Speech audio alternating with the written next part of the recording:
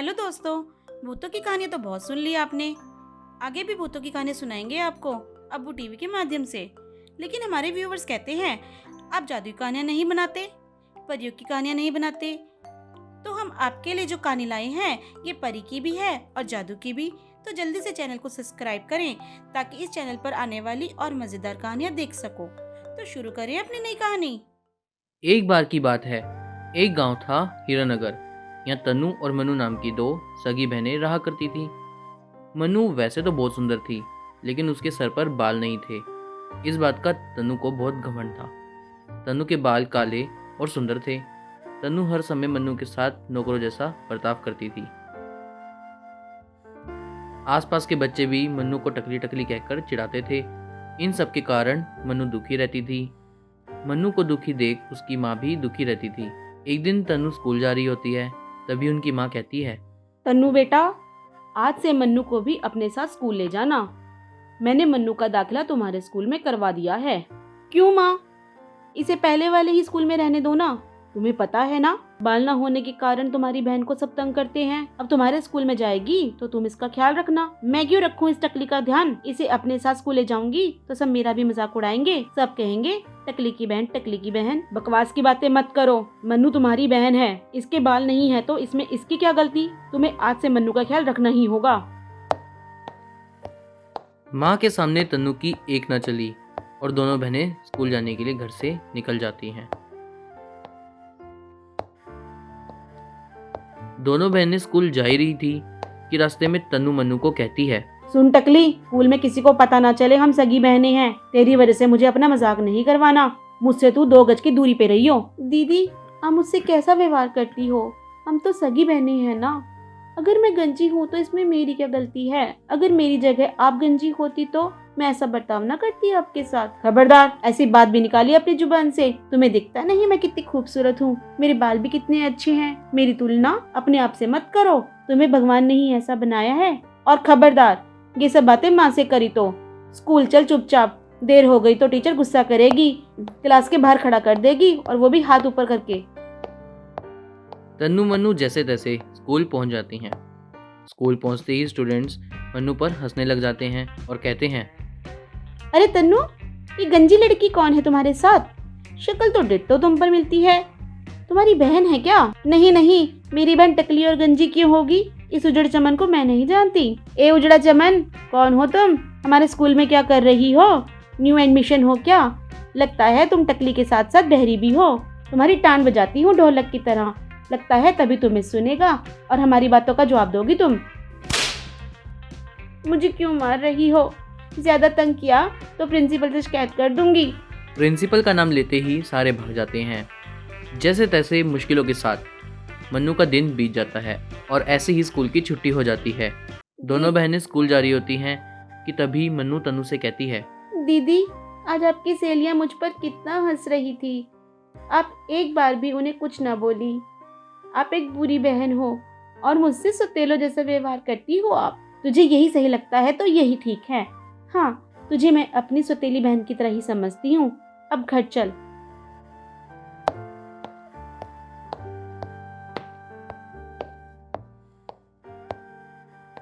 आ गई मेरी बच्चियाँ। कैसा रहा मन्नू पहला दिन स्कूल का? ठीक रहा। कोई बात नहीं, आगे और मन लग जाएगा स्कूल में। चलो, मैं खाना डालती हूँ, खाना खाते हैं।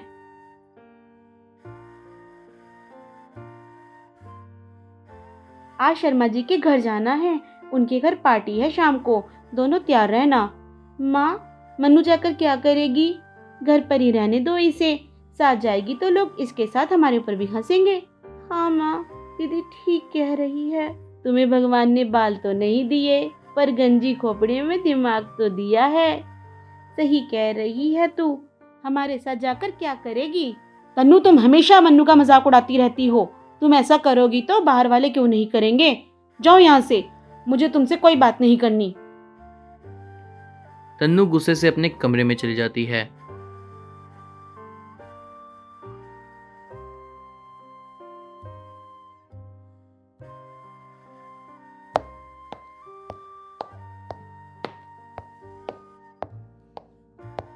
मन्नू बाहर गार्डन में आकर बैठ जाती है और रोने लग जाती है।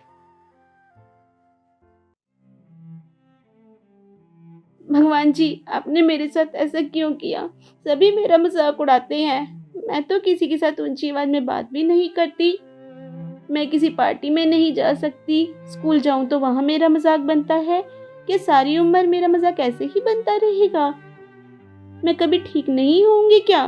मेरे सर पर कभी बाल नहीं आएंगे भगवान जी? इतने में एक परी वहां से जा रही होती है। वो परी मनु को रोता देख रुक जाती है और मनी मन कहती है, ये बच्ची अपने बालों के लिए ही तो रो रही है। ये तो मैं इसे चुटकियों में दे सकती हूँ, लेकिन क्या पता ये कोई बुरी बच्ची हो और परमात्मा ने कोई सजा ही दी हो इसे। क्यों ना इसकी परीक्षा ली जाए। यदि ये अच्छी लड़की हुई तो इसे बाल अवश्य मिलेंगे। ये सोचती परी एक बुढ़िया का भेष बना लेती है और मनु के पास जाती है।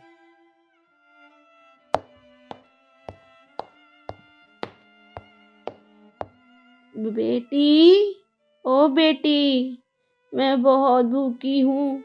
कुछ खाने को ले आओ। कुछ भी, जो कुछ रूखा सूखा पड़ा है घर पर दे दो, वरना मैं भूखी ही मर जाऊंगी। दादी माँ, आप बैठिए, चिंता न कीजिए, मैं कुछ खाने को लाती हूँ आपके लिए।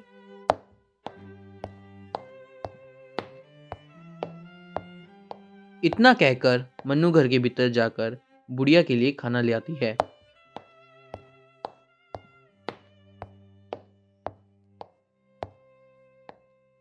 खाना देखकर बुढ़िया खुश हो जाती है।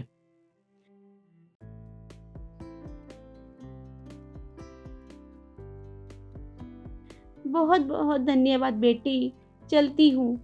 आज तुमने एक भूखे का पेट भरा है। भगवान हमेशा तुम्हें खुश रखे। दादी, अब कहाँ रहती हो? यहीं पास में बेटी। तुम एक नेक दिल लड़की हो, वरना तो कोई आज के समय में सीधे मुंह बात भी नहीं करता। बुढ़िया पूछती है, बेटी तुम क्यों रो रही थी, क्या बात है? कुछ नहीं दादी, मेरे सर पर बाल नहीं है ना, इसलिए सब मुझे छेड़ते हैं। कहीं बाहर जाऊं तो लोग परेशान करते हैं। घर में मेरी बहन तन्नू मेरे साथ नौकरों सा बर्ताव करती है। माँ के अलावा कोई नहीं प्यार करता मुझे। आज आपने इतने प्यार से बात की है मुझसे। बुढ़िया वापस परी बन जाती है। परी को देख मन्नू चौंक जाती है। दादी, परी जी, दादी, ये परी के रूप में आप ही हो क्या? हाँ मनु, ये मैं ही हूँ। जब मैं आसमान में घूम रही थी तो तुम्हारा रोना सुनाई पड़ा। मैंने रुककर तुम्हारी सारी बातें सुनी जो तुम भगवान से कर रही थी। मैंने सोचा मैं परी हूँ, बाल तो तुम्हें मैं भी दे सकती हूँ, पर यह भी तो देखना था कि तुम्हारा दिल अच्छा है या बुरा। केवल अच्छे दिल वालों को ही वरदान मिलते हैं। ये लो, मैं तुम्हें एक मंत्र देती हूँ। इस पेड़ पर यह मंत्र पढ़ना, जो कोई तुम्हारी इच्छा होगी वो पूरी हो जाएगी। देखो, मंत्र ये है, आते जाते नहीं चटाते, जादू वाले चले पटाके। समझ गई? मन्नू को मंत्र देकर परी गायब हो जाती है और मन्नू पेड़ पर मंत्र पढ़ती है। हे पेड़ जी, मेरे सर पर बाल आ जाएं। परी माँ ने ये मंत्र दिया है और कहा है इसे बोलने से मेरे सर पर बाल आ जाएंगे। मैं ये मंत्र बोलने जा रही हूँ, मेरी इच्छा पूरी करो। आते जाते नहीं चटाते, जादू वाले चले पटाके। मन्नू, ये हेयर बैंड है, इसे सर पर लगा लो, तुम्हारे बाल आ जाएंगे। मन्नू पेड़ द्वारा दिया हेयर बैंड लगा लेती है। उसके सर पर खूबसूरत बाल आ जाते हैं। खुशी खुशी मन्नू घर के अंदर आ जाती है, जहां तन्नू मन्नू को देखकर चौंक जाती है। अरे, ये विग कहाँ से लगा लाई? बड़ा महंगा आया होगा। इतने पैसे कहाँ से आए तुम्हारे पास? मेरी बहन, ये कोई विग नहीं है, असली बाल है मेरे। आज मुझे एक परी मिली थी, उन्हीं के आशीर्वाद से मुझे ये बाल मिले हैं। चलो, अच्छी बात है मेरी बच्ची, तुम्हारे सर पर बाल आ गए। इस खुशी में मैं कुछ मीठा बना लाती हूँ। इतने में मन्नू तन्नू को मंत्र वाली सारी बात बता देती है और तन्नू सोचती है, इस टकली के बाल आने से ये इतनी खूबसूरत लग सकती है, और यदि मेरे बाल और खूबसूरत हो जाएं, तो मैं तो परियों जैसी लगूंगी। मन्नू, वो मंत्र क्या था? मुझे भी बताना, नहीं तो मुझसे बुरा कोई नहीं होगा। ठीक है दीदी, बताती हूँ। बेचारी मन्नू तन्नू को वो मंत्र बता देती है और तन्नू पहुंच जाती है पेड़ के पास मंत्र पढ़ने। ए पेड़, मुझे भी नए बाल चाहिए, मन्नू से भी सुंदर। मैं मंत्र पढ़ती हूँ, मुझे भी हेयर बैंड दो, नहीं तो मुझसे बुरा कोई नहीं होगा। आते जाते दही जटाते जादू वाले चले पटाके। लो तन्नू, ये हेयर बैंड लगा लो। हेयर बैंड लगाकर तन्नू खुश हो जाती है, पर ये क्या, तन्नू के सर पर एक बाल भी नहीं रहता। ये सब देख तन्नू रोने लग जाती है और रोती रोती मन्नू के पास चली जाती है। दीदी, ये सब क्या हो गया? तन्नू मन्नू को सारी बात बता देती है। चलो दीदी, मैं चलती हूँ आपके साथ। पेड़ जी, आपने मुझे तो इतने खूबसूरत बाल दिए, पर मेरी दीदी के सर पर जो बाल भी थे वो भी ना रहे। मेरी दीदी के बाल मेरे जैसे खूबसूरत बना दो। मन्नू, परी ने कहा था ना, ये वरदान केवल नेक दिल वालों के लिए है, लेकिन तुम्हारी बहन दिल की नेक नहीं है, इसलिए ही इसे ये सजा मिली है। मैं आपसे माफ़ी मांगती हूँ और वादा करती हूँ दीदी भी आज से अपना मन अच्छा करेंगी। दीदी करोगी ना? हाँ पेड़ जी, मैं सबसे प्यार से बात करूँगी, कभी भी किसी का दिल नहीं दुखाऊंगी। इतना कहते ही तन्नू के बाल भी सुंदर हो जाते हैं और तन्नू खुश हो जाती है। मेरी बहन, मैंने हमेशा तुम्हें गंजी और टकली कहकर चिढ़ाया है, आज तुम ही मेरे काम आई। तुम मेरी अच्छी बहन हो। तभी से दोनों बहनें प्यार से रहने लग जाती हैं। तो दोस्तों, मजा आया कहानी में? मज़ा आया दोस्तों? कमेंट तो कर दिया करो, तभी तो आपका प्यार हम तक पहुंचेगा। हमें तभी तो पता चलेगा कि आपको हमारी कहानी पसंद भी आई है या नहीं। तो मिलते हैं अपनी अगली कहानी में।